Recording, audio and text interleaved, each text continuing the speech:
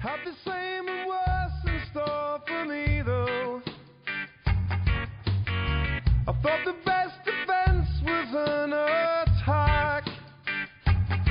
With the revolver in the study and the lights that flickered out, there was panic and confusion, and someone took you out. Who could do this to a girl? What sort of person would they be? Well, I can tell you if you listen, 'cause the person, it was me. Hey, hey, hey, hey, hey, I can bear.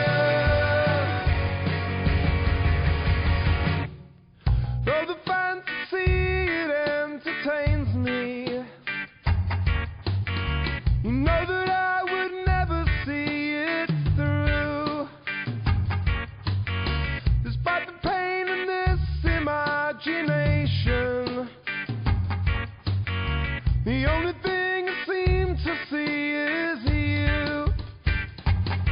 And the only thing I picture in the light that flicker out is the image of two bodies with the clothing strewn about. How I wish I hadn't been there, how I wish I hadn't seen, but it's burning to my memory and forever taunting me. Hey, hey, hey,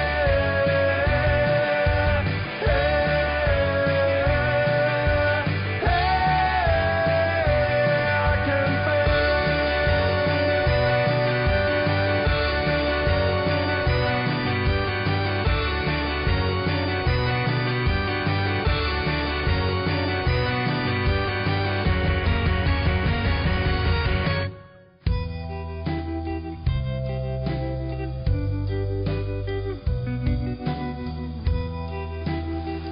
just close your eyes and never sleep again. Drift away, drift away, drift away. Just close your eyes and never sleep again. Drift away.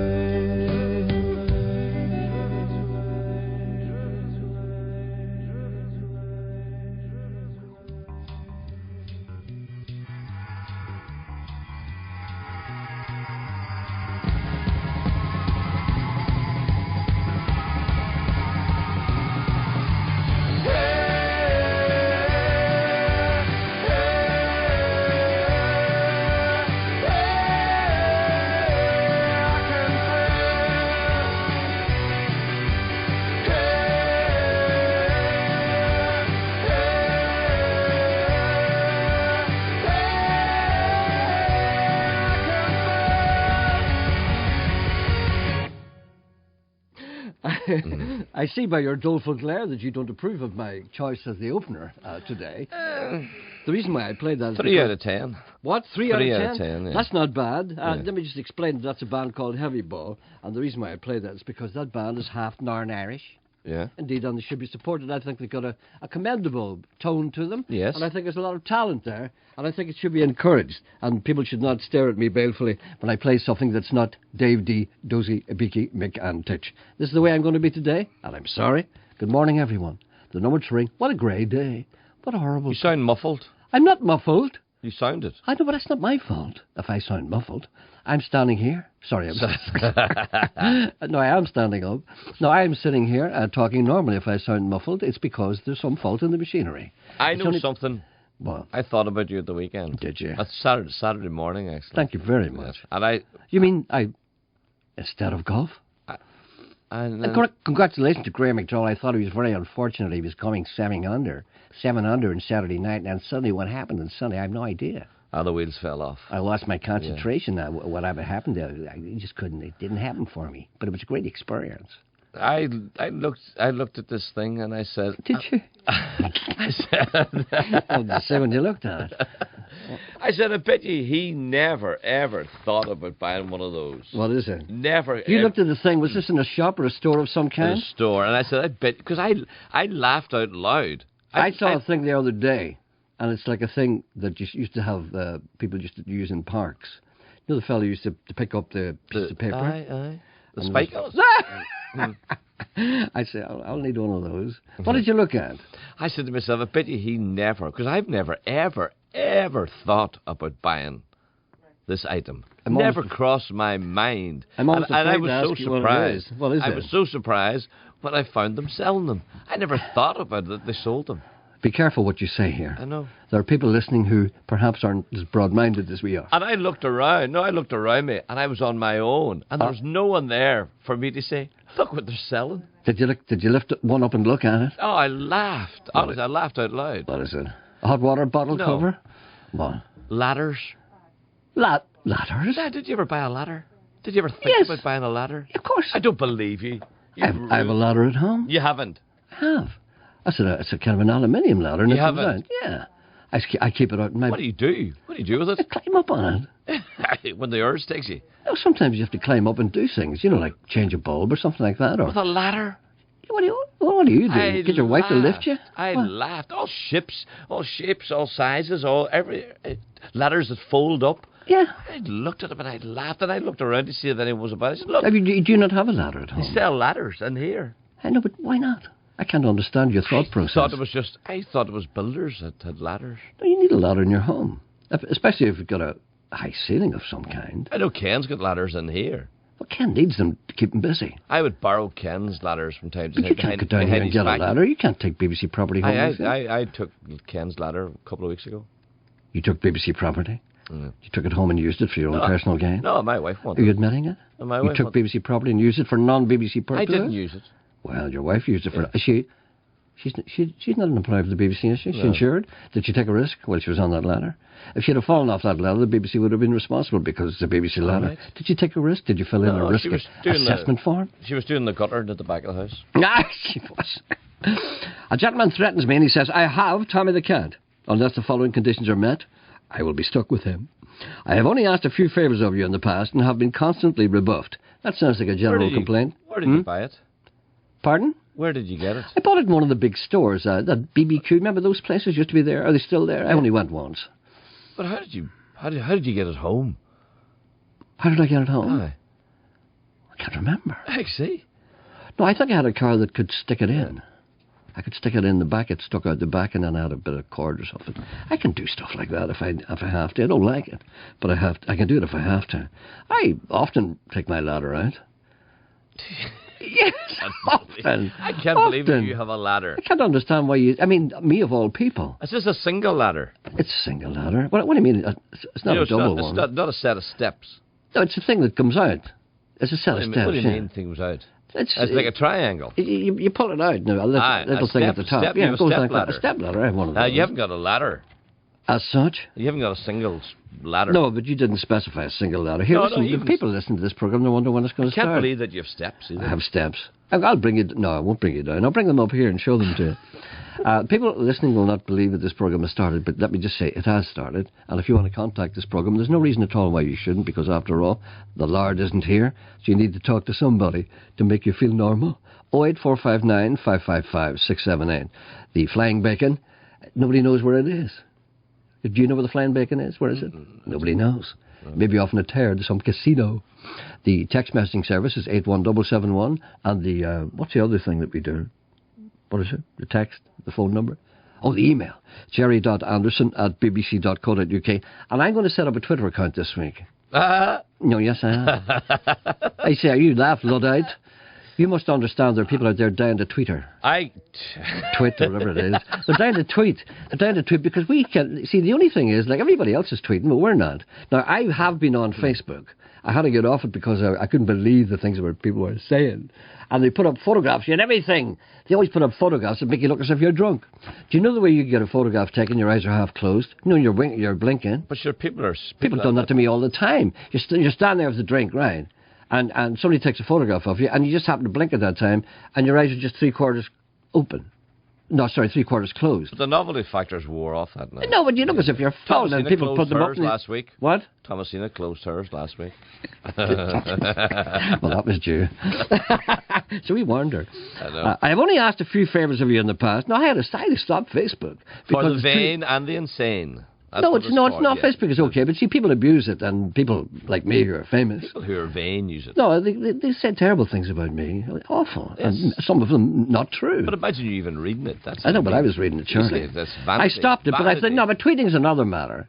Because it's important that people get instant thoughts and they should communicate them to us on the programme. I'm not doing it from a personal point But that of view. means you have to reply to all these things. Not at all. Well, Don't what have do to you- reply at all. Yes. People Do- might do want you? to say things to you, and they won't. Thomasina says you do. Well, supposing you don't. People stop using it. It's all right then. That's their choice. But see, the point is, we want to open a forum here. Oh, who's going to read this stuff? I don't. I'll read it. Well, we're not reading it. I know you. I don't want you to read it. It's private between me and the tweeters. I shall tweet and they shall tweet, No, and we shall tweet we together. can gain access to it, Thomasina said. Oh, can't she? Yes. All right then. We can read your things. I've only asked a few favours of you in the past. No, I will set up a tweet thing during the course of the weekend. I will inform the people how they can contact us because people want instant communication. People want their thoughts Why don't you aired do it on the now? air. Why don't you do it now? I can't do it now. I don't know how to do it. I have to get Ken to do it. Can Thomasina do it? Does the undertone not do it for you? I'll let him do it. Will you ask him to do it? Yeah. I've only asked a few favours of you in the past, and I've been constantly rebuffed. I want Anda Kenny, not the Taoiseach, you idiot. Apparently Anda Kenny, Andakenny, apparently is an Australian-Irish songwriter. Haven't heard of him. Preferably, I walk my own road and St. Patrick's Day. Who are these people that we know nothing about? Also, you have no respect for John Martin. These are just random comments here. This man's obviously insane. Try an album entitled Johnny Boy Would Love These Tracks. And 1 and 2, please play them. I've discovered the dogs have masters, cats have servants. Please take him away, as he's annoying me. Tell Coyle to interrupt just to stop the Creedence Clearwater thing. What's that Creedence Clearwater thing?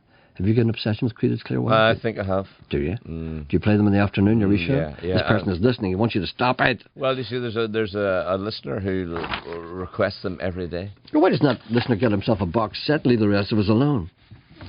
Mick again from Wimbledon. Following on from the great Indian... This Indian debate rages on. We talked last week about who's an Indian, who's not, and then we talked about what's an Indian word and what isn't. Is Jeremy Paxman an Indian? No, he's not. He's not. No, He certainly is not. He's not, no. And neither is Prince Charles. Oh, did you see in the tent another bad photograph? Oh, Who's taking, my who's God. taking He'll never those be king photographs? now. No, Yes. they shouldn't. They should Any man stop. who lets bad photographs like that go into the paper will never be king. Will never rule us, Sean. Following on from the great Indian or non-Indian debate, specifically the question is Sean an Indian? Now, I can't answer that because it would seem I'm prejudiced. Nor can you answer. It's for others to decide. Well, I don't think... I think Sean has I think Sean has shot or speared himself in the foot. The other day, when Sean asked you if he was an Indian, you explained that he was not. And when he asked why, you quite rightly explained it's because he plays golf. Well, that was probably unfair and probably a wide generalisation, which was unworthy of me. If this was not proof enough of his non-Indian status, he has compounded things further by saying on another show last week that he agreed with the fellow that stopped Van Morrison entering the Ulster Museum on the grounds he was wearing a hat. I said it on your programme. Yes. You see. Well, I'll ask you this question now before you go. You proved you're not an Indian. You wouldn't let Van Morrison into the Ulster Museum wearing a hat. Any Indian would say, go ahead, Van. Go on ahead, you're okay. No, you said to Van, can I see inside your hat, please? But no. But you see, the point is you say, go ahead, Van. So what does that matter? No, you can't. No. And then some other wee man walking in behind Van Morrison, you say to him, all right, you, take off your hat. Take off your hat, boy. See? From time to time you play a song, Indian, you know the one. I keep missing it. Who sings it? Please tell me. It has grown on me with the passing of time, and I keep listening to it. I keep hearing people talking about this, but you won't tell me who sings it. For the millionth time. It's Roxy Gordon, R-O-X-Y, Gordon, G-O-R-D-O-N, a singer-songwriter from America who has now since gone to that great TP in the sky, where we will all go to eventually. Never forget this. It's Darren Clark. Look at your wee spoon. Look at that. We talked the other day about apostolic spoons. Mm-hmm. They were, egg spoons. Egg spoons, yeah. And we tried to reach back into the furthest reaches of time. Yeah. And I discovered in the back of my mind that I remembered a little spoon that my mother had, and it was like a little apostle on the top of it. Uh-huh. And it was a little tiny spoon. And I couldn't think of whether this was my imagination or whether it was something I really remembered. And lo and behold, when we came in here this morning, what did you find when you opened your post? Some kind person has sent me... Do you want to thank that person? This person wishes to remain anonymous. Otherwise, hopefully this person is listening, and I say to them, thank you very much. Yes. How many did she send you? Half a dozen. Look, half a dozen? You only give me one. I didn't give you any. You took that. I know, but I only took one. I should have took 3 if I had known there were 6. What good's 3 to any man? Any man with 3 spoons rules the world, Sean. Especially 3 apostolics. Who have I got? Matthew, Mark, Luke and John? Which one's he? No, I want you to take that. I'm taking it. I want you to take that. And I'm going to put it under my pillow. I want you to take it home. And wish for money to come to me. Mm-hmm. I think these things they're lucky. There's a little inscription on the back of it. It says, keep her lit until Mark gets out. Right. I'd very much appreciate it if you could announce. Now, it's important that we help the people out there who are trying to do things, because people think that this is a very selfish kind of a show, that we're only concerned with what concerns us. And this is true 99.5% of the time. But every once in a while we try and help people. A gentleman writes to me and he said, I'd very much appreciate if you could announce on your programme details of a fundraising evening at Crusoe's in Castle Rock this Thursday, the 26th of July. Would you call that Crusoe's or Crusoe's? Robinson Crusoe? Crusoe. The evening has been arranged in support of the Limavady Jazz and Blues Festival, always attended by Walter, which takes place each year in June. Traditionally, a lot of the sponsorship for this festival has come from the big names in brewing. But unfortunately, our current austere times have limited the support, and as a result, the future of this great festival is under threat, which is an awful shame. I've spent many a great evening at the festival, and so have many people. I hear great reports about that, which has showcased some great names and local talent, willy-nilly, side by side, from the world of great jazz and blues music. The fundraiser at Crusoe's has been arranged to help ensure the future of the festival. Everybody involved in the evening is given their time free of charge, so that all money from ticket sales and the auction will go to the festival fund. Folk have been great in giving their support, including foil meats, and the festival committee will be serving on. The evening consists of a 5-course meal and will feature great live music from the Jazzers. Paul Armstrong on drums, Davy McCracken double bass, Rory Clemens piano, and Peter McAreevy on saxophone, the Rootsy Bluesers, with John McFall, vocals, guitar, harmonica, Alan Nichol, guitar, vocals, and Mark Braidner. A great lineup. Anyone who'd like to come, ring 028 70 849 618. He doesn't tell me when it's on. Yes, it's Thursday the 26th of July. This Thursday in Crusoe's. Go along and support that. Make sure that the Limavady Jazz and Blues Festival survives and thrives, because it is a great... What is wrong? Everything's disappearing around us. Like all these festivals in Belfast and all these... People stop doing them. People stop giving people money for doing things that are useful. And they're pouring money into people that can storm out. What is wrong? They're stopping all the people enjoying themselves. There's no crack anymore. Stopping blues festivals, jazz festivals, stopping festivals, music. You never attend them. I know, but that's not the point. There was a gentleman in this programme, very talented gentleman, called Gerry Nicholson, and this is he, talking about Texas weather. He was in this programme last Friday, and a very nice guy he was too, very talented. You know, I attract talent. I don't know what it is. Sometimes we're a lot like Texas weather. We take a turn for the worse, then take one for the better. Storm clouds come rolling in, but we always shine again. That's just how we are together, like Texas weather.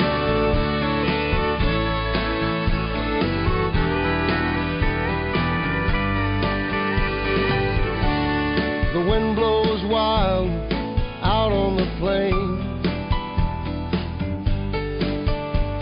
but there's no peace quite as sweet as hill country rain. Angry voices, bitter cold, and tender words that warm the soul. That's just how we are together, like Texas weather. When thunder starts to roll, tears falling out of control, we know if we only wait a while, we'll see that rainbow smile. That's just how we are together, like Texas weather.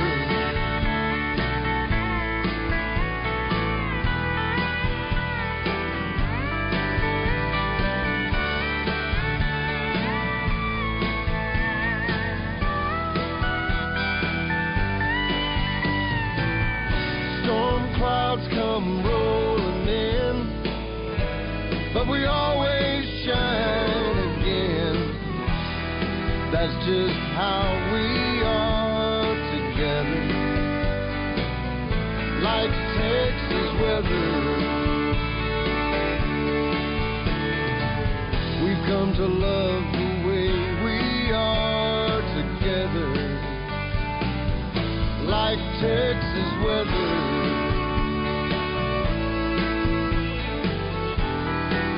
Yeah, we're a lot like Texas weather.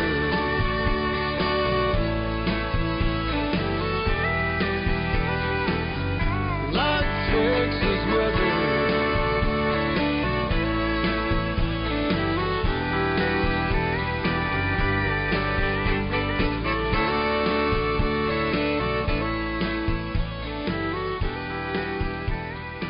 That's Gary Nicholson. That's a song called Texas Weather from an album called Texas Songbook. As a person writes inquiring on what you're going to call the title of your autobiography now that the 50 Shades of Grey is gone. Gerry Kelly's going to call his 50 Shades of Beige. Cruel. Terrible. Hello, good morning. What? Excuse me? Do you know what I tried to buy on Saturday morning? I can't think. A ladder? No, when I was down at B&Q. You seem to have discovered a lot of things last Saturday, ladders. Saturday was a very eventful day for me. First time you'd been to a store for like maybe 5 years. Very event. I was in B&Q twice. I was in, what do you call Lidl's? Lidl's. What do you call it? Lidl's? Lidl. There's a frenzy going on in there. It's as if, do you know what it's like? See when you go into Lidl's on a Saturday? Mm-hmm. It's as if somebody has announced that a hydrogen bomb will go off in 5 minutes. You know, it's like that. And they're just grabbing all the supplies and trying to get out of town before it does. What's wrong with people? I suddenly realised that these are people who are just in a frenzy of buying. You were there? You were part of it? I was there. You're part of the frenzy? I wasn't a part of a frenzy. I just went for a bottle of wine. You know, I wanted something to keep me going until 1 o'clock. What else did you buy? No, I was looking at... well, what do you call it? Hedge trimmers. Hedge trimmers, yeah. See, I walked straight past them.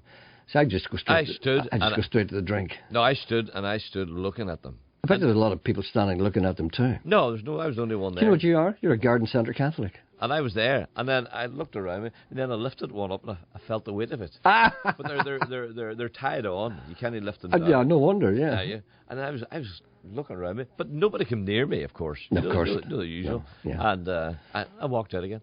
Did you? And then I went and got a man. The man came back with me and advised me not to buy it. No, what one to buy? Did you buy one? No. Hello, good morning. Hello, good morning, Gerry. How are you, sir? What can we do for you? Our first caller of the week. Not too bad. Gerry, I tell you what it is. I just want to let you know, Gerry, that we still have some good actors and actresses in this country. I was down at the film premiere down at the Galway Film Festival for a film acted in called The Good Man.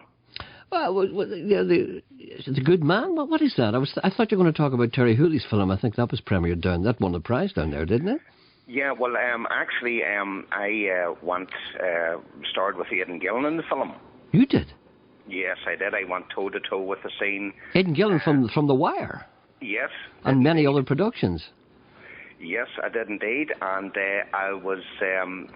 as I say, I've been going to a master class now, which is held in Dockers Club in Pilot Street in Belfast, which is run by Peter Ferris. For about 4 years now, I have about 9 films under my belt, and just wanted to let you know about The Good Man. Really? Well, tell me about yourself first before we talk about The Good Man. Were you always an actor, or was it something you came to later in life? No, I was a firefighter for 16 years. Yeah. And then I retired out of the job, and actually I heard an advertisement on Radio Ulster, which my agent, but I call him the boss, because people, if you say an agent, people think you're a big head. Not necessarily, no. So I went down to the Dave Clark School of Dancing on the Donegal Road for an interview, and I've been there ever since. An interview for what? For the master classes. You go for an interview for the master classes. And they hold them in the Dockers Club? And now it's held in the Dockers Club the last Saturday and Sunday of every month, and people come down with all ages. One of the last films there, I played an undercover policeman in Belfast with a pair of binoculars, which isn't great when people's walking past looking at you. I played a werewolf. I've played a vampire. But as I say, it's just... do you think you're maybe in the danger of being typecast here? Well, it is, because I have a shaved head. Well, you see, this is why they make you a werewolf and a vampire. Yes, exactly. I'm interested in that. I would love to do that, because I've always been aware of the fact that I'm a frustrated actor, and a couple of opportunities to do things, but I never followed them up. I would love to do that for the fun. Well, you see, the thing about it is, and this is my downfall, Gerry, I actually sort of done the trailer for The Fat Boy, the very first Nolan Live series. Oh my God! And I was I went down and auditioned for his very first trailer. Oh, you've been to hell and back. You've been down there. You've been down in the gutter. I was also on the game show Panic Attack. Oh my God! Don't don't take that off your CV immediately. But no, as I say, it was just to let you know that it's sort of strange seeing yourself on the big screen. Mm-hmm. And you acted with Aidan Gillen. Yeah, I went toe-to-toe with Aidan Gillen. We had a scene in Chichester Street where I played a black taxi driver. Yeah. And, of course, Chichester Street was sealed off for about 3.5 hours for the filming. Ah. And did you have many lines with him? Did you have a dialogue with him? Yeah, I had 2 separate scripts to learn. My God. And basically, as I say, the director, Phil Harrison, and the producer... Susan Packin. Yeah. And basically, as I say, I went down for the audition for it and got the audition, and we done the filming in Belfast. Good man. And that film is called? It's called The Good Man. Actually, part of it was shot in Belfast and part of it was shot in South Africa, Cape Town. Or is it about the Troubles, I suppose? Well, actually, basically what it's about, Gerry, is that Aidan's character, Michael, he blames himself for his friend getting basically knocked down. Uh-huh. His friend went to get a taxi and he jumped into it, and basically this guy got knocked down. So my scene was basically Aidan was coming up the middle of Chichester Street, full. I was the taxi driver, and basically I had to get out and sort of calm him down and put him in the taxi and take him away. Oh, that's great. What an actor he is. I saw him on stage one time in London in Glengarry, Glenross. He played the main part. He was fantastic. Fantastic. He's absolutely fantastic. And the best about it is, once we were on location on the set, he made me feel so easy, Gerry. Well, you see, all the best actors are like that. It's all the guys who are no good that treat you like shite. It's the ones who are really good. No, the ones who are really good, they're not worried about you because, they know they're all right, so they can afford to be nice to you. It's the other ones who are insecure that try and put you down and try and steal the scene. Or the best actors are the ones that are good, yeah. Well, you see, when we were being transported from location to location, he was all to me, like, even when we were on set, he says to me, "Are you okay with your lines? Are you okay with the scene? Is there anything you want to add?" A perfect gentleman, Gerry. Yeah. No, I agree with that. I've seen that time and time again. I've always noticed that the people who are best at what they do are always the nicest ones to you. And the ones that aren't particularly good at what they do, they're always hateful. Well, you see, at the end of the day, he made me feel so at ease, Gerry. But it's just all I just wanted to say, Gerry, was at the end of the day, there is talent here in Northern Ireland. And, I'm 45 with a shaved head. If I can go toe-to-toe with Aidan Gillen, at the end of the day, I feel so proud and privileged. Of course. Well, it's a great honour that to be with he's the very top of his game. Now, how would people get involved if they're sitting at home and saying to themselves, "I wouldn't mind that"? Do they go to the Dockers Club? Do they ring up? What do they do? Yeah, well, tell now, quickly, we have only 15 seconds. Oh, right. Okay, if they log on to www.ferrisentertainment.com. Ferris entertainment.com. Okay. Yeah. That's it. Listen, thank you very much. Very interesting talking to you about that. Maybe we'll have a chat some other time, okay? No problem, Gerry. Thank you for your time, you and Sean. Thank you, sir. Thank you. Goodbye. Bye. On 92 to 95 FM and 1341 medium wave. This is BBC Radio Ulster. BBC News at 11 o'clock. I'm Anne-Marie Foster. Concerns growing for 2 young sisters who've been missing from their home in Manchester since last night. Leanna Boyd, who's 11, and 8-year-old Tegan Boyd were last seen when they went to play at a park close to their home. Nick Ravenscroft reports from Manchester. Last night was a warm, sunny evening in Manchester. Police say that means Whitworth Park would have been busy with people who may have seen the two girls. They went there to play at around 8 o'clock, but when their mother tried to find them a short time later, there was no sign of them.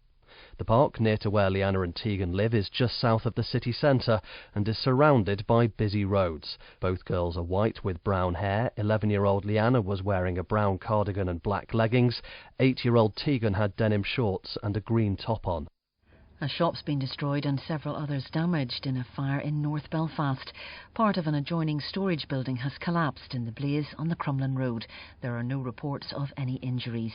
The fire service says the cause of the fire isn't yet known. The charity whose confidential documents were found on the streets of Londonderry yesterday has apologised to its clients.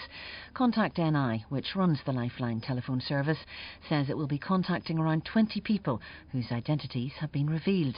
Their names were on papers blown from the 6th floor of the Embassy building, some containing details of highly personal counselling conversations. Clinical Director Fergus Comiskey says each case will be followed up. We want to make the most sincere apology for this accident. There was no malice involved, there was no crime involved. However, an accident occurred, and this incident was taken very, very seriously by us. And we'll be working very carefully with the Public Health Agency to ensure there isn't a recurrence. Sport now. Here's Grant Cameron. Rory McIlroy has dropped to 3rd place in golf's world rankings, with Tiger Woods taking his number 2 spot. Luke Donald remains on top with Graeme McDowell 11th. Peter Dawson, Chief Executive of the Royal and Ancient Club, has confirmed that they and the US Golf Association, the sport's other ruling body, are discussing a ban on long putters. Open winner Ernie Els and runner-up Adam Scott both used extended putters during the championship. Tyrone's Brian McGuigan has apologised for his straight red card in the county's All-Ireland qualifier defeat to Kerry on Saturday, and England's cricketers have resumed on 102 for 4 in their second innings, requiring 150 runs to make South Africa bat again on the final day of the first test at the Oval. And the weather forecast with Cecilia Daly. It's dull and wet, and in some areas it will stay like that for most of the day, particularly southern and eastern counties. Some heavy bursts of rain around too. Later this afternoon the rain will start to clear from the west and it may brighten for a while. Temperatures should reach 18 or 19 Celsius as the rain clears. Tonight most western areas will remain dry, but rain will return to the east and south. BBC News. BBC Radio Ulster. Travel news. In Belfast, Andersonstown Road is closed between Kennedy Way and Andersonstown Park. That's after a serious accident. Police are advising drivers to avoid the area and go another way if they can. Elsewhere, and traffic remains down to 1 lane for drivers on the Upper Newtonards Road heading towards Belfast. You can expect delays on the road throughout the day as roadworks continue. And drivers can expect delays on the main A6 road through Dungiven because of a music festival. The Ulster Flat is on all week and the road will be completely closed this weekend, but until then various events are expected to cause some disruption to traffic. Elaine Sutherland reporting. Travel news on BBC Radio Ulster. On Talkback with Wendy Austin today, they think it's all over. Is it now? The Ulster Bank crisis? Have you had any joy getting back money you're out? And what about compensation? We've got a special Talkback checklist for you to make sure you get what you're owed. Also today, blowing in the wind. Why did a charity in Derry leave sensitive information lying in a big bag to blow all over the street? Data protection? Do we need to take it more seriously? Are you a shredder or a ripper? Also, too much salt gives you stomach cancer. Can you cook without it? Paula McIntyre will be telling us how. And Wiggins Mania. Is cycling the new rock and roll? That's Talkback at 12. If anybody finds my piece of paper in the street, I'd be giving it to the Sunday World. Listen, I've got a bit of a dilemma here. I've been asked to play a song which I haven't played for, I think, about 4 or 5 years. It's a very long song, and it's... Oh, no. Ah, well, you see? No. Well. No. I'm not going to play it. I'm not going to play it right away. I'm going to ask the listeners. No, they don't. No. What do you mean they don't? Oh, please. That means nothing. I know what it is. I know what's called. I'm going to put it to the listeners. I've been asked to play this. I have taken it out of cold storage where I've had it for a long time, and I used to play this when I used to drink. No. Because there used to be times, and it's time I made a confession, Sean. In the past 4 or 5 years, I've changed completely. I've stopped smoking. Yes. I've taken this programme seriously. And And I've always come in the morning sober. Right? There was a time when I didn't do that. There was a time when every once in a while I wouldn't be myself. And sometimes I'd come in here in the morning. Very rarely I wouldn't be myself at all. And when that time came, when I felt as if I couldn't go on, I always knew I could depend on you, but I can't depend on you 100% because you like it when I'm not working right, because it means you can wound me. Yes. So every once in a while I used to reach out for the only thing that would help me. I'd reach 11 o'clock and then I'd know that I need a prolonged period of rest. So I used to reach out for the longest record I could find. It's 15 minutes long. Don't play it. It's by hold on a second. Don't preempt me here. All right. It's a masterpiece, but it's 15 minutes long. No. It's called Chantal de Champignon. It's by Brian O'Rourke. It's about an Irish fella who meets a French girl, and she goes away, and then he goes and try and finds her. Now, it's not up to me, really, to play this because it's too long a record. Yeah. I want to ask the people out there, if I get more than 5 requests to play it, I'll play it. Okay? I need more than 5. And I don't want you to lie to me. I don't want you to withhold stuff. If I get more than 5 people asking me to play this, what if calls saying don't play it? I won't listen to those. All I'm saying is, if I get 5 people asking me to play it, I will play it, okay? And I want you to be meticulously fair here. And I know the way you conceal things from me so that they won't hurt me. And also that you will not conceal things from me if they're going to really hurt me, and you take pleasure in giving them to me. But I want you to report accurately, and I want Thomasina, if you haven't turned her head yet turned her against me, I want her to be absolutely brutally honest. If more than 5 people want to hear this, I'm going to play it because I want to hear it. I want to hear it. We have 1. All right, 1. All right, I want to hear it. Okay? That's all I'm saying. It's awful. It's not awful. Let the people judge themselves. Many of our listeners have died since. There are listeners listening now who have never heard this song and have no idea what I'm talking about. It's called Chantal de Champignon. There's nothing like it. No, it's not fair to inflict that on people on a Monday morning. I think it's fair because they should be exposed to things. If you don't do something dangerous once a day, you're in danger of becoming like you. Do something dangerous, Sean. Live a little. Extend yourself. Get your adrenaline going. Take a chance. Play something that they won't like. I know a lot of people won't like it, but a small percentage of people will love this. 2, she says. Or maybe she's... No, 3. She put up 2 fingers. 3? Are we near 5? I'm going to wait. Huh? I'm going to wait. I want people to ring to say not to play it. No, I'm not going to listen to them. Then. If you play it and it looks like you're hell bent on playing this. We've got 5 already. No, you haven't. It's 4. Don't be encouraged. Tell them. Well, see, this is the thing I'm afraid of. You won't tell me what the people... You concealed from me what the people are thinking. That's like voting for the president and not telling them. If people ring in who don't like it and say, take it off... I don't listen to that. Will you take it off? No. You see, where's the democracy here? There is no democracy here. It's my programme. I feel as if I should get one more. Thomasina's talking with somebody. Trying to talk him into giving me a yes vote. What? Wouldn't you think it would be easy to get 5? Are we just using phone calls here? 5. That's it. That's it. That's it. I'm leaving. Okay, leave. See if I care. What time will this end it? I'm going to the kitchen. In the bar I was having a jar when my destiny it beckoned. For a vision burst in on top of me thirst and flattened me pint in a second. And 'twas a lady fair with short blonde hair, and her beauty would shame all queens. With her glistening lips and her twisting hips in her slim-fitting Levi jeans. I slid off of me stool, observed me first rule, i.e. checked me fly and me fanya, and got ready for a story all glitter and glory like German August Grania. Well, me opening line was, hiya sunshine, how's it going? Me name is John. And with a toss of her head, this goddess said, I'm Chantal de Champignon. Oh, bedad, I said, you're a thoroughbred. You're no cave woman from Cavan. You're operatic, aristocratic, and very aromatic. So tell us, what are you having? From the furrow on her brow, I could see just how she was torn between a short and a long. I'll have an Irish coffee and a pint of Murphy, says Chantal de Champignon.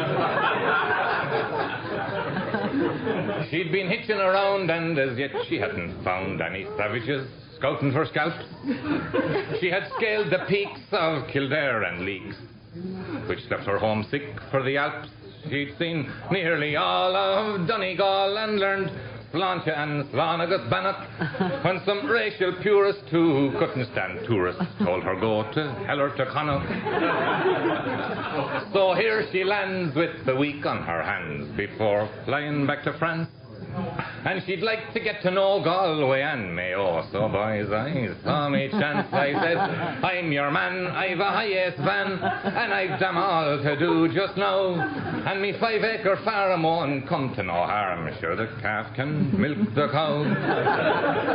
Oh, to you I'll show Galway and Mayo, my privilege and my pleasure. And for fear you grumble, sure I'll do like Cromwell and throw Clare in for good measure.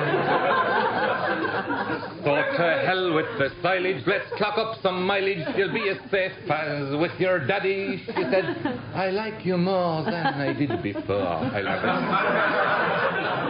have a Smithix and a paddy. So next day we drove by creek and cove all along the western seaboard, and the music of her voice was twice as nice as the notes from any keyboard. For example, oh John, you turn me on, you completely fill up my senses. I can see in your eyes all the stars of the skies shining out through your contact lenses. I pulled up the van and she said, oh John, no please don't take it amiss. I said, that's not, you'll find, what I had in mind. All I want to take is a kiss. Well, her eyes shone bright and her teeth gleamed white and her breath, it smelled of garlic. And she tore into me lips like fish and chips in the shadow of Croagh Patrick. Well, now, after such happiness, there was no stopping us. We clocked up hundreds of miles. We spent thousands of hours around round towers of various flants and styles, near passage graves and lakes and caves, in historic and holy places. Near saint and hero, we reduced to zero the distance between our faces. And was in the County Clare, I do declare, we drank many's the tasty beverage, and the intensity of our propensity was way above the average. Down in Corcram Row, where the gales did blow and the rain fell fast and furious, by all the gods above she swore undying love, and I thought, yeah, this is serious.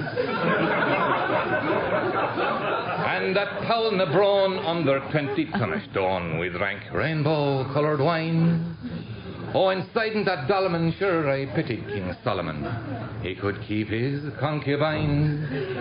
Then I offered to show her the cliffs of Moher, and she showed me a thing or two, too. And in O'Connor's of Doolin, she said, I'm not fooling, I want to spend my life with you. Well, the days flew fast and the weeks soon passed between one thing and another. And she'd a plane to catch back to Parry Match to see her father and her brother and her 2 sisters and her mother. So we loaded up the van with cheese and ham and some 6-packs from the fridge, with a Guinness keg for the final leg of our amorous pilgrimage. In the ruins of Clonfert, sure, we had a little flirt. I thought I heard St. Brendan cheering. And we discovered new joys in Clonmacnoise, courtesy of St. Kieran. We drew into Dunlavin about 25 to 7 and dropped in to see me Uncle Ted. And we hit Glendalough around 11 o'clock, and we slept in St. Kevin's bed. Diddly-o-do-do, diddly-o-diddly-o-diddly, diddly-o-diddly-o-yay. Well, next morning we were yawning as the day was dawning, and it dawned on me, oh, she's going. So we drove to the smoke where these words she spoke before she boarded the Boeing. I'll acquaint my parents with what transpired, and my paltry possessions I'll pack. Then I'll return on wings of desire, and up with you I'll shack. So that night I flew low through Athlone and Ballinasloe. I was home in an hour and a half. And although it was kind of late, I just had to celebrate. So I killed the fatted calf, and next day I booked a room for me upcoming honeymoon where no one would be any the wiser. And in raptures and ruptures I published me nuptials in the Galway Advertiser. For 6 days or 7, sure, I thought I was in heaven. I was trying it out for size. But like every other lover, I was shortly to discover it was an Amadon's paradise.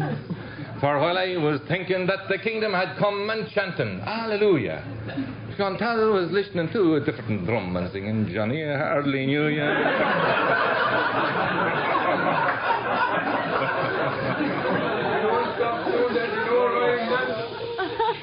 Well, I danced and I sang till the night she rang. She said, John, sit down on the sofa, for I've got some news that will give you the blues. In a nutshell, Gerry, it's over. On the plane coming back, I was told for a fact by a man who was once your friend. You spent 2 years in the loony bin without marbles around the bend. Oh, Chantal, says I, you were told a lie, although it's neither here nor there. 'Twas 5 years I spent in the oxygen tent with a hole in me ozone layer. But 'twas want of whoopee that had me loopy, and sure you've sorted out that trouble, so apply some fire to them wings of desire and get back here on the double. Oh, John, said she, I quite agree that you could do with a woman, but if you think I'll be your shrink, you've got another thing coming. Consider besides, if I was your bride, in 40 years I would have no fun, for I'm no more than 24, and you are 41. Oh yes, I know I'll miss your eyes and your kiss, and your fingers running through my hair. But if I lost the head in St. Kevin's bed, I got it back in the clear French air. I got off that jet, and my parents I met, and I got my act together. I saw the lines they would draw at a son-in-law who was a middle-aged Irish header. Oh, but as sure as I'm blonde, of you I'm still fond, and I might even write, we'll see. And I don't regret, and I won't forget our petit coin du paradis. Now, I'm in a little hurry. Be happy, don't worry, and think how much you've grown. And when I open me face to plead me case, she put down the friggin' phone. Well, I staggered to the mirror and confronted there with terror a pathetic, poor, put-upon paddy of a peasant. So I made smithereens of her Levi jeans that she gave me for a wedding present. And I made mincemeat of her other little treat, 2 lovely blue pottery goblets. And I sat down and I wrote a suicide note and swallowed 35 quid's worth of tablets. A week later I awoke and my heart nearly broke, for I suddenly chanced to remember I was in a proper mess, for I hadn't her address, not to mind her telephone number. So I took a quick look in the French phone book. It was most unsatisfactory. After all my research, I was still left in the lurch, for her daddy was ex-directory. Well, the days went by and there was I, a wreck by any reckoning.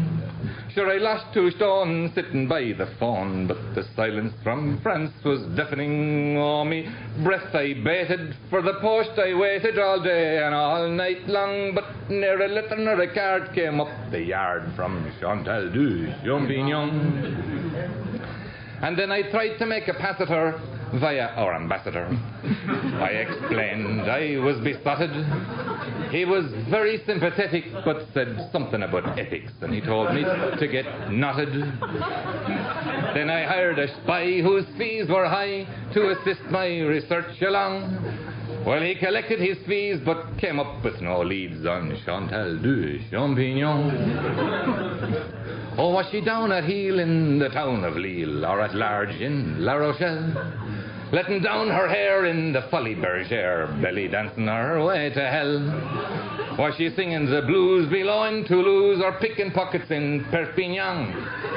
And mein Gott, but what if her name were not Chantal du Champignon? Well, I'd lost the scent, so gung-ho I went to phone Monsieur Mitterrand. But I couldn't get through to the president, although I threatened his head to come. Then the towel I threw, I resigned, withdrew, although I had done no wrong. Oh, I thought I had her taped, but the vixen she escaped like Marie de Robinson. Well, now, an awful lot of water has been led to the slaughter since she led me this merry dance. And I never took a wife, for I wasted me life looking out for a letter from France. Oh, Chantal, Chantal, sure I love you still, more than in the times that's gone. Although you're going on 84 and I'm tipping 101. I've outlived all me mates and I've lost all me slates and I'm back in the oxygen tent. And me ozone holes are scoring own goals in the pitch black firmament. There's more tears in me eyes than stars in the skies. I've lost contact to hit me lenses, but I'm sure I could get through a dark night with you and recover my soul and me senses. Now come all ye middle-aged Irish nutters, and a warning, take by me.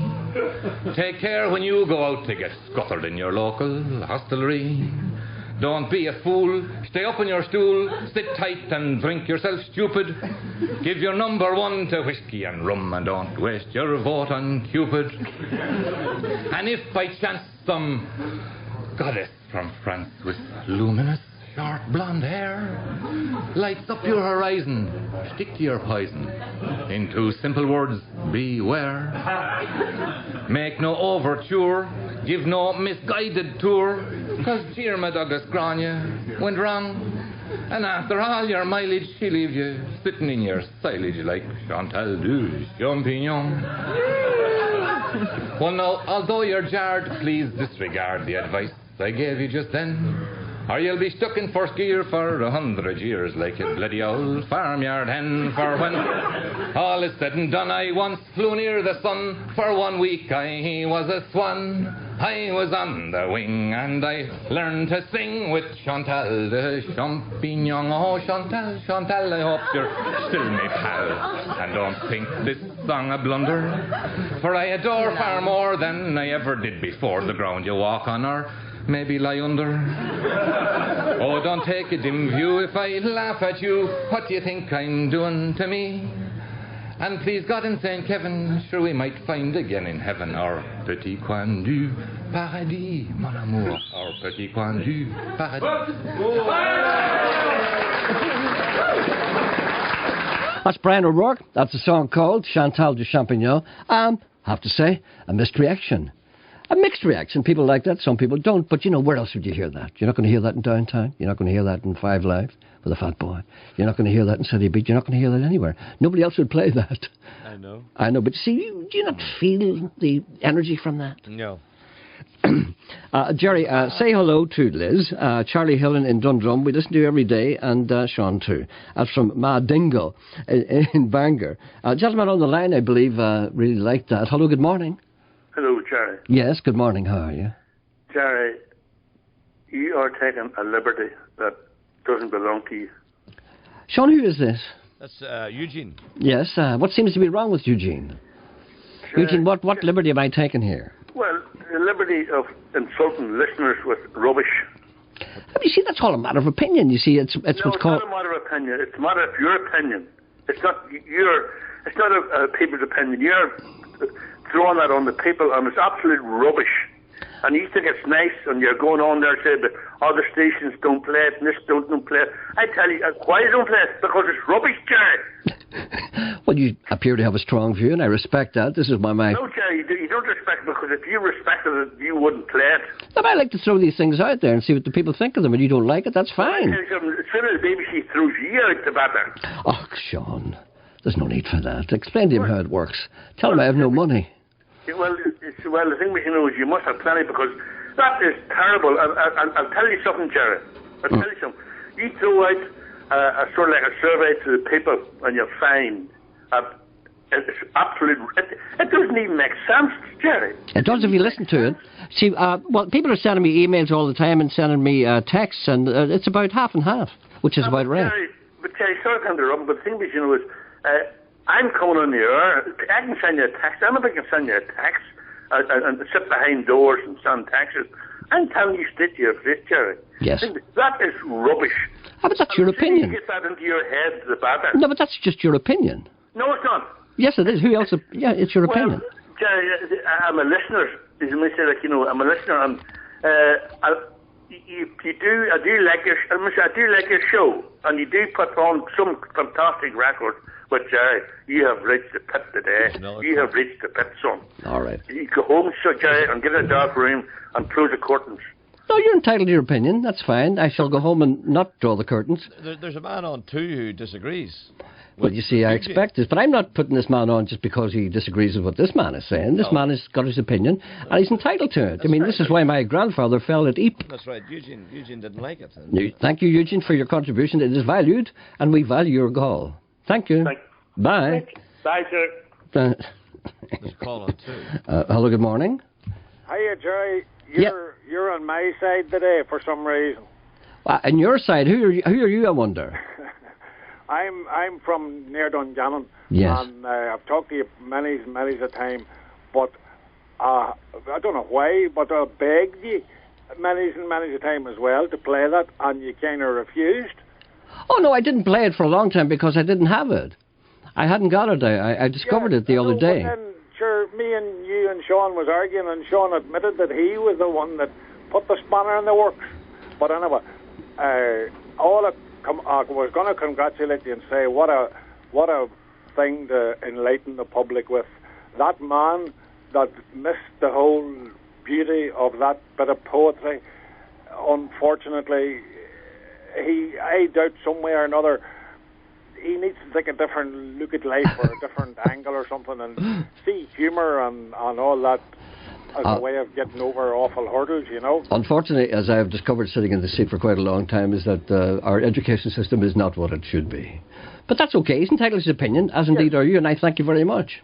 And maybe you'll do it again sometime. But Jerry, warn people prior to it in the sense, say, that they could actually get and sit in their arse for 15 minutes solid without a whole pile of distractions, and then they would appreciate what you're at.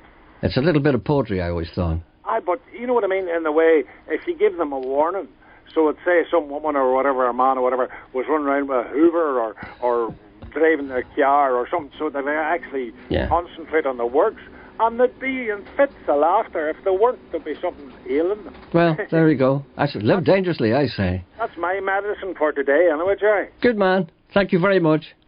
Here, Jerry. Yes? You haven't given us any details ever about, and there always be loads of old flies and this and that, sessions on at weekends and things, and I think on a Friday you should try maybe to put people in the right way for, such and such is on here or such and such is on there. Oh, I think I try and do that. I probably can't cover it all. Maybe do more of it. All right, then I'll put that up, fly out up the flagpole. And see if it flutters. All right, then. Okay. Right, thanks a million. Thank you. You see, this is what happens when you live dangerously. Men come on the air and they hate you. Then another man comes on, he likes you. This is what it's like. You see, you don't like this. No. You don't like this go backwards and forwards of emotions. No. You want to be safe. Yeah. You don't want anybody to hit you. But I don't care, you see, because what you have to do, if you like the thing, play it. If they don't like it, the hell with them. Oh, that's terrible. I know. But you see, this is what I'm like. This is what I'm like. And I know God may never forgive me. See, Jeff isn't Jesus after all.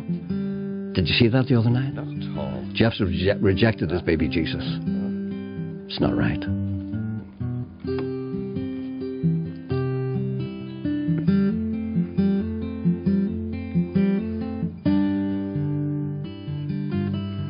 If people don't like this, they can ring me.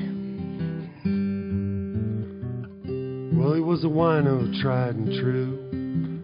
He'd done about everything there is to do. He worked on freighters and he worked in bars. He worked on farms and he'd worked on cars. It was that white port that put that look in his eye that grown men get when they need to cry. He sat down on the curb to rest and his head just fell down on his chest. says every single day it gets just a little bit harder to handle yet.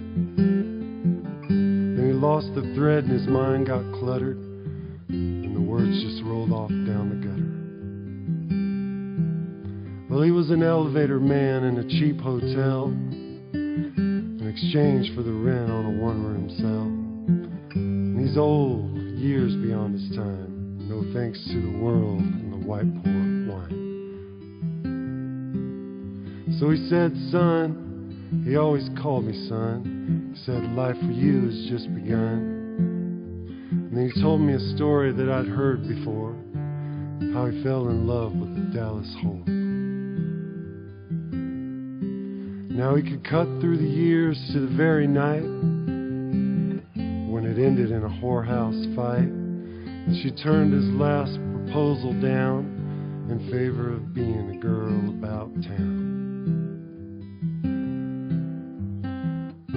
Now it's been 17 years right in line, and he ain't been straight none of the time. It's too many days of fighting the weather, and too many nights of not being together. So he died.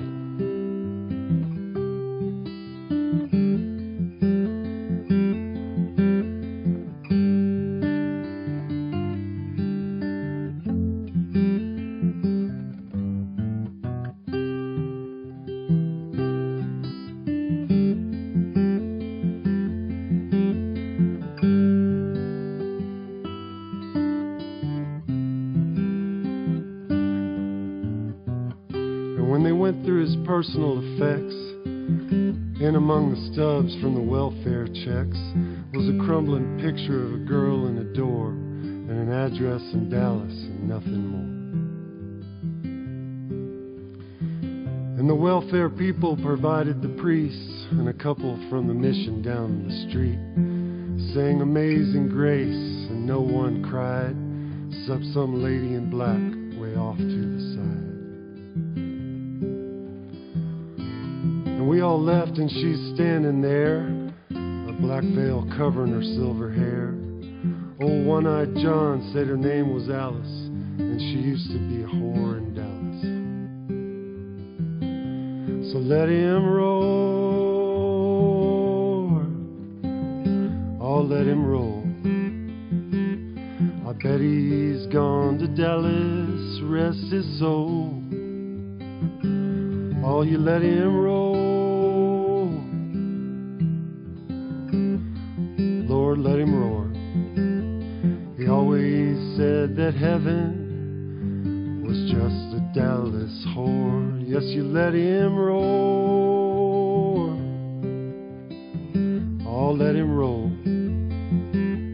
I bet he's gone to Dallas, rest his soul. Oh, you let him roll. Oh, let him roar. He's always said that heaven was just a Dallas whore. Oh, you let him roar. Oh, let him roll. I bet he's gone to Dallas, rest his soul. Oh, you let him roll. Lord, let him roar. He's always said that heaven was just a Dallas whore. That's a song called Let Him Roll by John Townes Van Zandt. Person requests something. Why don't you play something good? Why don't you play Sean Coyle doing A Boy Named Sue? Lots of requests here. I don't read this out for any sense of malice. No, I read out every request that comes here. I see no reason why you should accuse me of being, well, no, I'm not. less than ingenuous. I have a wee frog this morning. Have you? You hear it? I don't like it. I never noticed it before. No, I've never had this before. Is it there all the time? No, it's just there this morning. I don't hear it. You hear me now coughing? Here. No, that's no different than normally when you're talking. It's not evident when you're talking. Is it not? No. I think. Don't worry about it. I can hear it. Can you? Listen. I can hear it. Rub up. A lady wants to know Rub up. how do you get tar? Rub up. Rub up. Out of a mat. How do you get tired out of a mat? I'll leave that with you, Sean, if that's okay. Person is basically sick of hearing the word basically. Why are people saying the word basically on the radio all the time? I think Wendy does that. No, the gentleman this morning you talked to. Who's that? The actor man. Was he saying basically all the time? I don't like to stop people when they say basically, because, it's an invasion of privacy. If they want to say basically, let them go. I'm a Democrat, Sean, and this is why I sit here, and Eugene said terrible things to me, didn't he? But see, I understand that. He didn't say terrible things, did He did say terrible things to me. But see, any other man would have been cheeky to him. I can't be cheeky to him because I'm a Democrat, Sean. I realise that these people have their own opinions. Yeah, but it didn't say terrible things, did I thought he did. I didn't like his tone. No. It was insulting. No, it wasn't. It was to me. But I'm okay, I can take it. Gerry, please tell the story about Tom Cruise and the donkey. I never told that story. That was an actor called Mark Mulholland, the late Mark Mulholland, who told that story, didn't he? Didn't he? Was it Tom Cruise? Tom Cruise and the donkey on the film Far and Away. Mark Mulholland came on this programme and told us about how Tom Cruise was beating the donkey unnecessarily. It was a film called Far and Away. Tom Cruise, and it was a terrible, terrible film. And him and Nicole Kidman, when they were married, before she got rid of him, then he married another person, they got rid of him too. And he was on this donkey, and the donkey was supposed to move, and it wouldn't move. So he started to hit it with a stick. I mean, really bad. And Mark Mulholland didn't like this. So he did something to him. But I can't tell the story. I don't remember. Yes, I don't recall any donkey. No, what he did... No, it's not a bad story. Look, he doesn't want me to tell it. It's not a bad story. Do you say donkey or donkey? Little donkey, little donkey, we say heavy load. Little donkey. We call them donkeys. Donkeys, donkeys. So what he did was, he was annoyed about Tom Cruise. So what happened was, they were waiting for this particular shot, right? And it was one of those days that you get down south of Ireland, as you get them here, just the sun peeps out just every now and again, lots of clouds.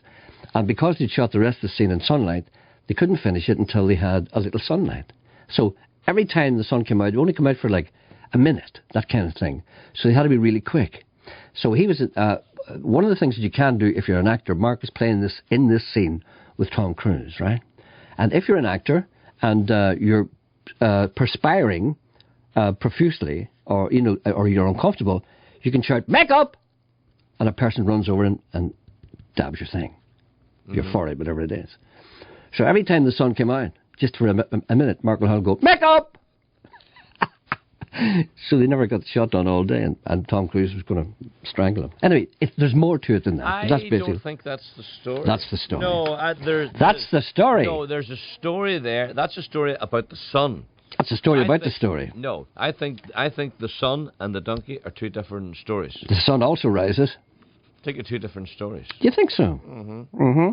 Is there someone on the line here? I don't know. If there was a moment ago. Are they gone? What am I to see? It's all right. No, the person went away. I don't want to be too hard on you, making you do stuff. Lots of messages here, and I'm not going to read them out because it's not fair. Why not? Because they're complimentary. All right. And you know I'm not that kind of guy. No, don't call me Hugo. No, that's true. That was a cruel thing to say, and I take it back. Too late, toothpaste is out of the tube.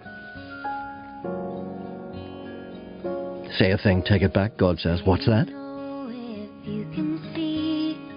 Oh, no, I'm not going to play this. This is Niamh McGlinchey. I want to play another song people requested. This is a song called, look at me, wee apostolic spoon. Apostolic? What is it? Apostolic spoon, is that it? Is that what it is? Apostolic. Apostolic. Is that it? What is it, apostolic? Of course it is. Apostolic. There's a little man on the top of it. He's an apostle if I ever saw one. Don't you lose that now. I won't. I'm warning you. Don't you warn me. Don't threaten me. for losing religious icons. I'll lose it if I like. See, I'm touchy now. Now you are, Man annoyed me. Eugene got to you, yeah. He did. Eugene got to you. Got to me, yeah. But you're the very boy that says warts and all. No, but I can handle it, but, I've been sitting here so long for you to hear my song. And all you want to know, have I been on the radio? Who's the biggest star I've seen? What is my favorite scene?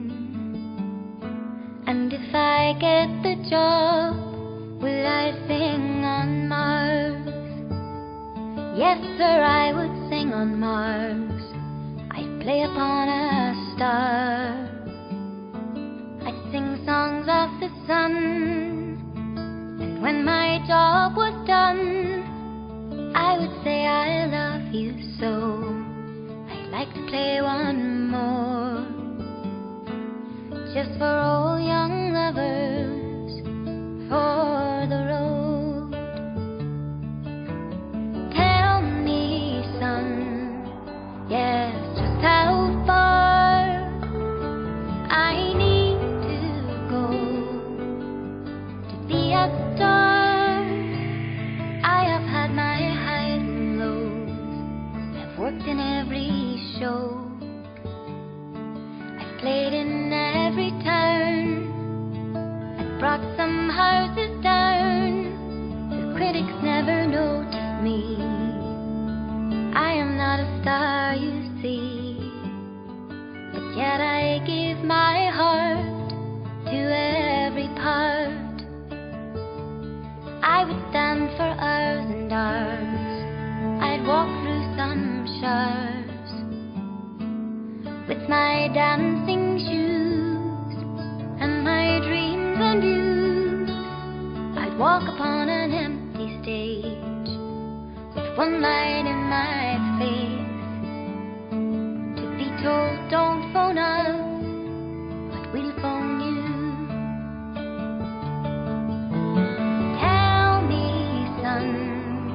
Yes, just how far I need to go to be a star.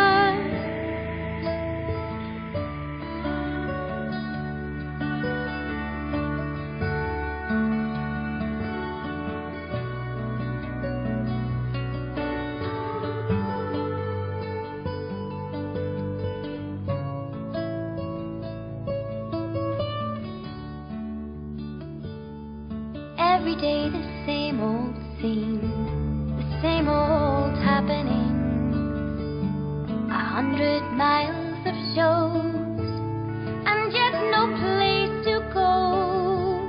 And when your luck has all run out, you're asked to take a bow. You've just stole the show, and now you're on your own. Yes,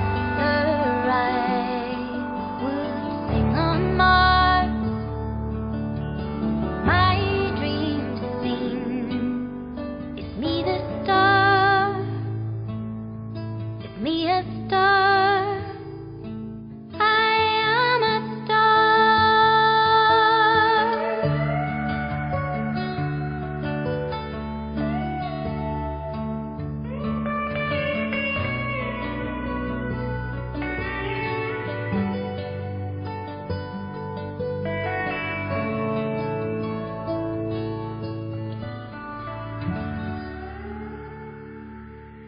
Well, I think she's a star. That's Niamh McGlinchey, singer from County Derry. She's fantastic. That's Roll Back the Clouds, a Christy Hennessy song, of course. That's from her CD. There's 5 tracks on it. I suppose it's an EP. And there's a website here if you're interested in her music, www.niamh, Niamh. I have to say H as well, of course. Niamhh. McGlinchey, McGlinchey.com if you're interested in that. Now, I have to say it, it's only fair. I'm getting a lot of emails, and mostly positive, I have to say. I'm not going to read them out because it's not fair. And a lot of people like that, and they want to know where they can get it. Well, it's on a CD called Chantal de Champignon by a fellow called Brian O'Rourke, Brian O'Rourke, O-R-U-R-K-E, and just for the benefit of people who may not like it, there's a glossary. There's a little booklet with it, and a glossary explaining some of the terms in that song for the benefit of those who are without education. Eucalyptus oil. Excuse me? Eucalyptus oil. Yes, I heard you. What does that mean? For removing the tar from a mat. You'll have to move on, Sean. And a gentleman phoned in, I'd like to thank him. He recommended that I buy a battery-powered hedge trimmer. Did he? Yeah. You should have made a note of that. I have. Have you? That's why I'm saying it out loud now, so I'll remember it now, rather than buy the electric one, because the petrol-driven ones are too heavy. I'm going to get a petrol-driven ladder. I think it's important to be... Well, there's a very important call. Is there? Yes. Is it here? Yes. Okay. Hello, good morning, important call. Come on, here. Come on. Get over today. Is that Geordie? Is it? Is it really? Say yes or no? Yes. Well, thanks for that. Geordie. Hello, Gerry. Oh, it's great to hear your voice. How are you? My burned horse has healed well. Has it? And where is it sitting at the moment? I'm back home. You're back home? Aye. And is everything okay in your house? Everything's... Henry the cockatiel and Rusty here. He rumbled and scrambled. Don't let him out, John. Hey! Here. Rusty! Hey! There you Everything seems normal. let him out. Everything seems They've normal. let Rusty out. And everything's okay. Well, how did your pets and all your bits and pieces... They're all doing the best, Gerry. And how were they preserved during your absence? Did people come and help? They're doing the best, isn't there? Uh-huh. Yes. Well, tell me, where were you in the interim? They wouldn't let us talk to you when you were in hospital. They said it might interfere with patients' rights. I was in the burn unit in Belfast, and then I was up in Black Skull. Black Skull? I'm out again. What? Seems to be some domestic incident there. Oh, I was in Black Skull. What's the problem there? Hello? Oh, Rusty my dog. I told him to keep him in, then I have to open the door and let him out again. Yeah. So how long were you in Black Skull and how long have you been home? I've been home 4 days. 4 days? Maybe last Friday, that thing go out on Friday? Yes. Well, thank you for calling, and people were worried about you. And I have to say, I'm sorry if I didn't get a chance to come up and see you. I know, but you're a busy man. You realise that. A lot of other people don't think I've nothing else to do. You're a very busy man. Well, how do you feel now? Oh, I feel top of the tree. Uh-huh. And are you still off all those things that you were on before? Oh, why? No, I'm smoking yet. Good man. Good. What about, would you take the odd tincture? Have you stopped that? The what? The odd drop. We dropped down. But this is good because I was worried about him. You're back to your old self. And is there any lasting damage done? Have you? No, seriously. Do you have any scars or anything? Oh, well, the old burden was on the leg, but then it took a bit off and grafted it. What did they take a bit off? The lower leg. The other leg? Aye.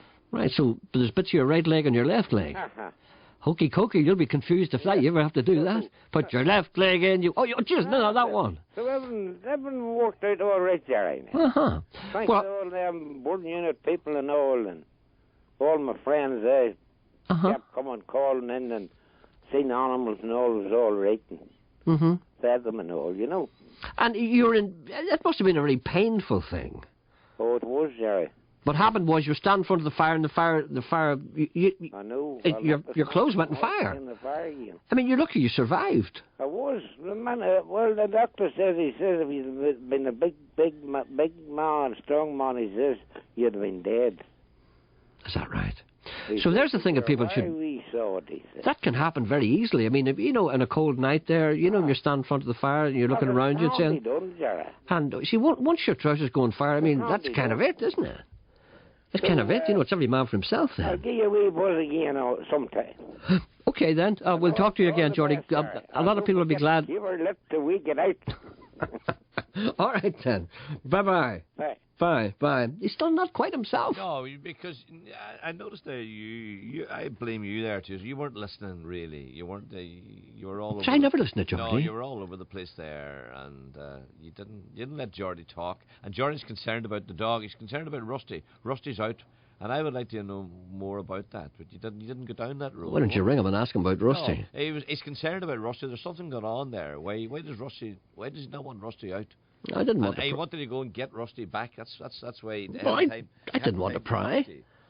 I didn't want to pry. Okay, I'll pry the next time. Geordie's still there, apparently. Is he? I don't know. Geordie. No, he's not there. He's gone, no. All right then. Okay. Great shows last week, kid. Great shows which livened up no end some of the people here. For the past 4 years, a man I know well has been leaping shucks and bog holes, hoping to be picked for the Northern Ireland team at the Olympic Games. Alas, not to be. Tommy, my cat, wearing a French maid's costume, came in with 2 cups of tea and some Jaffa cakes on a plate. I leapt to my feet, dashed the plate to the floor and said, "How dare you arrange the 5 Jaffa cakes Cakes? And the sacred symbol of the Olympic Games. Have you not heard of the stringent branding laws? No 5 circles shall be so arranged as to imply or copy the 5 precious rings of the London Olympic Games, which are raking in so much money for everybody except us. We live in a police state, cried Tommy. I want to be free to arrange my Jaffa Cakes how I like. Boris Johnson said the branding law was foolish and draconian in the extreme. Boris is a fool, I said. Anything relating to 5 rings is out until the end of the Olympics in London just yesterday. Riot police stood by as a busker sang the 12 Days of Christmas. When he dared sing 5 golden rings, he was lifted. I blame Snaggletooth Sebastian Coe, yelled Tommy. The little sporting czar has gone mad. Steve Ovett would never have turned the Olympic Games into the Spanish Inquisition, which is what it is now. Just then, a papal nuncio burst in yelling, "The Pope is not pleased. Don't make the Pope angry. You wouldn't like the Pope if you made him angry."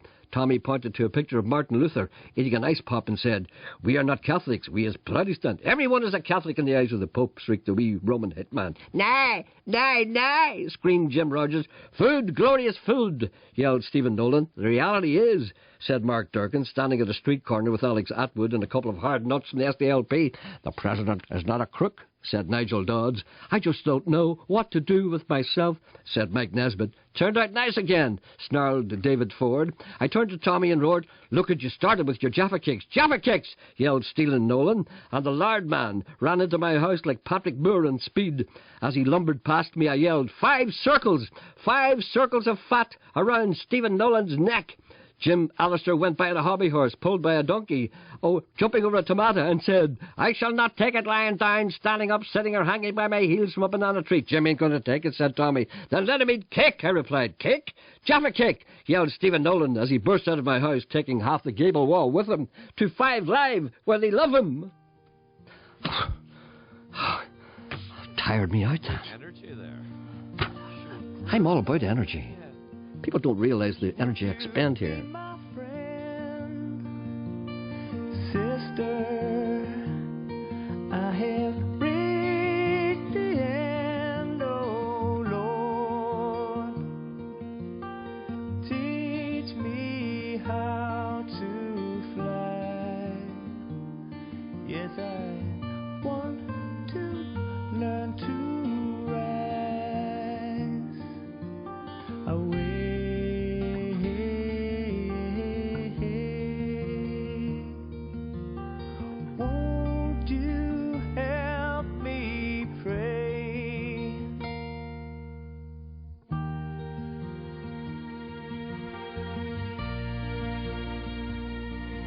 This is The Answer. They played live in this programme last Friday. They were fantastic, I thought. Of course, that's only my opinion. Forests whisper songs of love. Tell us what we're dreaming of, oh life. Take away my pain. Do you understand my pain today?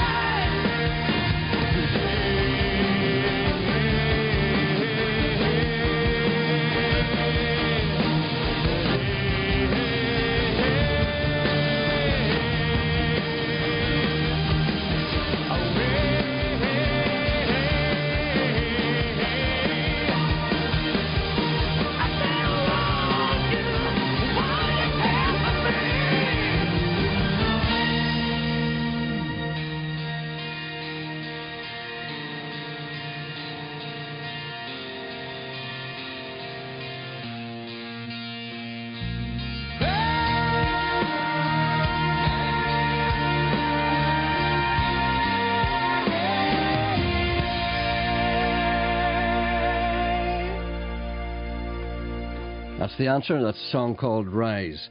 Some messages here. Oh, listen, we have some information for you about how to get tar out of something. What did you want? No, a lady phoned in how to get tar from her mat. I have the information here. I'll pass it to you in a sealed brown envelope. Gerry, that song, I'm just getting a lot of reaction here from text messages and stuff. Uh-huh. That song is just like my Aunt Martha's backside. It goes on forever. That was the biggest unrelenting load of crap I've ever listened to in the history of listening to your show. What in God's name is that drivel all about? Here's how you can... Oh, sorry. Let me just move this microphone. I see how I effortlessly run between emails and texts. It's not easy for me trying to get this kind of thing. Gerry, I'm not a fan of your show, but my husband loves listening to you, so I've got to listen to you. Anyway, I must give credit where credit is due. I love that song that the people are going mad over. I thought it was genius, but so did I. If there was ever a reason to get up off your arse and tidy out the hot press, that Shantan rambling is it. Sean, take a hammer to that CD. Love it, love it, love it, love it. No, tell all the grumps to do so. Some people need it. Oh, it goes on and on and on. Need I say more? It's very much a mixed bag. I think it's in my favour. I don't think so. Yeah, but you would say no, that, I wouldn't you? No, you no, would. No. No, you wouldn't give me credit where credit is due. I think the majority of people out there prefer that. But then again, you see, in any given set of circumstances, people who are confronted with something that's controversial, more people who don't like it will contact you than people who do. Because the people who don't like something are always the ones that hate everything, and they're quicker to grab the phone and stuff. People who like things tend not to be annoyed about stuff. They don't ring up and tell you they like things. But I have to say, having said that, I think I'm ahead here against you and everything that you stand for. I hope you don't mind me saying that. Hope you don't take that personal. I want my spoon back. I'm keeping it. You gave me that spoon. God gives a spoon, God takes it back. God says, what's that? I keep my apostolic spoon.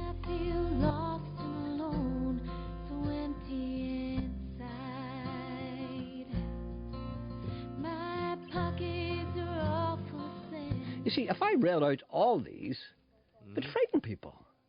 See, people don't realise what we used to put up with here, all the messages that we get, all the things that people say. You know, I think it's... What did you nearly play there? Nearly played this. It's just kind of background, you know. Oh, that's nice. It's a band called Ashland. We haven't time to play the whole thing. It's from an album called The Road Not Taken. No, I shouldn't read all these out. Well, you should read some. No, but you see, it's boring because there's so many of them. You see, more than half of them are complimentary, but the other half, less than half, are not. And some of them are quite rude. Yes. I like it because it annoys Sean Coyle. You see? You see, that kind of thing. Yes. Lots of stuff. Anyway, that's all we have time for today. I hope you don't mind, Sean, when I tell you that you've done nothing to help me today. Thank you for that. The number to ring you want to contact this program tomorrow is 08459 555 678. I want to mention this because a lot of people don't realise you can still write to me. You can write to me. All letters are welcome. Some people don't like using emails. Some people don't like the other things. Some people like a personal touch. You can still write to me, Gerry Anderson, care of BBC Radio Foyle. That's Foyle. That's 8 Northland Road. That's ROAD. Derry, Stoke, London, Derry. Back again tomorrow morning.